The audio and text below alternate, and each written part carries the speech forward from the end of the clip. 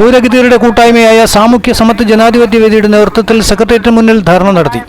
കേരളത്തിൽ ആദിവാസി, ദളിത്, പിന്നോക്ക വേർതിരിവില്ലാതെ ഭൂരഹിതരായവർക്കും അന്തിയുറങ്ങുവാൻ വീടില്ലാത്തവർക്കും കൃഷി ചെയ്ത് ജീവിക്കുവാൻ ഭൂമിയില്ലാതെ ദുരിത ജീവിതം നയിക്കുന്നവർക്കും വേണ്ടിയാണ് ഈ സമരമെന്നും റോഡ് വക്കിലും പുറമ്പോക്കിലും ലക്ഷം വീട് കോളനികളിലുമായി ആയിരക്കണക്കിന് ജനങ്ങളാണ് ജീവിക്കുന്നതെന്നും വരും തലമുറയ്ക്ക് ജീവിക്കാൻ ഒരു തുണ്ട് ഭൂമിക്ക് വേണ്ടി ഭൂസമരം നടത്തേണ്ട ഗതികേടിലാണ് ഈ ജനസമൂഹമെന്നും കേന്ദ്ര സംസ്ഥാന സർക്കാരുകൾക്ക് ഈ വിഷയം ചൂണ്ടിക്കാട്ടി പലതവണ നിവേദനങ്ങൾ നൽകുകയും 2020-21 വർഷങ്ങളിൽ 277 ദിവസം സെക്രട്ടേറിയറ്റിന് മുന്നിൽ അനിശ്ചിതകാല സമരം നടത്തുകയും ചെയ്തിട്ടും സർക്കാരിന്റെ ഭാഗത്തു നിന്നും യാതൊരുവിധ അനുകൂല നടപടികളും ഉണ്ടായിട്ടില്ലെന്നും കൃഷിയോഗ്യവും വാസയോഗ്യവുമായ ഭൂമിയും വീടും അനുവദിച്ചു കിട്ടുന്നതിന് സർക്കാരിന്റെയും റവന്യൂ മന്ത്രിയുടെയും ഭാഗത്തു നിന്നും അനുകൂല നടപടി ഉണ്ടാകണമെന്നാവശ്യപ്പെട്ടുകൊണ്ടാണ് ഈ ധർണയെന്നും സംഘടനാ ഭാരവാഹികൾ പറഞ്ഞു.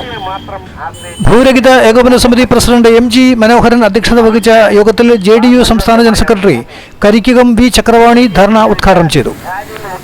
JDU സംസ്ഥാന general secretary Bharat Mohan, SSJV സംസ്ഥാന പ്രസിഡന്റ് വിജയൻ വടശ്ശേരിക്കര, JDU സംസ്ഥാന general secretary CV Saravanan, Aripra ഭൂസമര സമിതി കൺവീനർ വിനോദ് അരിപ്ര, രശ്മി ഗോപൻ തുടങ്ങിയവർ ധർണയെ അഭിസംബോധന ചെയ്ത് സംസാരിച്ചു.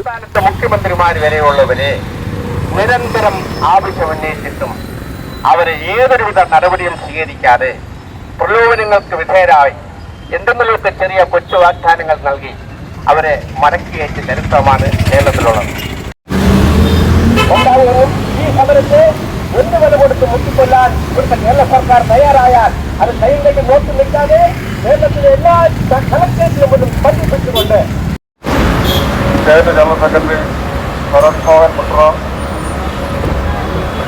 CV Saravanan, state general secretary JDU, ബഹുമാന്യനായ വിനോദ് അരിപ്പ ഭൂസമാധി കൺവീനർ, ശ്രീ വിജയൻ കുറിച്ച്, CJ കുമാർ, ഭൂരാജ് എന്നീ ധർണ ഇവിടെ നടത്തുവാൻ അതിന് പ്രധാനപ്പെട്ട കാരണം എന്ന് പറയുന്നത് കേരളത്തിലെ ഭൂരഹിതമായിട്ടുള്ള അനേകാര്യങ്ങളുടെ വിഷയങ്ങൾ പരിഗണിക്കണമെന്ന് ആവശ്യപ്പെട്ടുകൊണ്ട് 2019 മുതൽ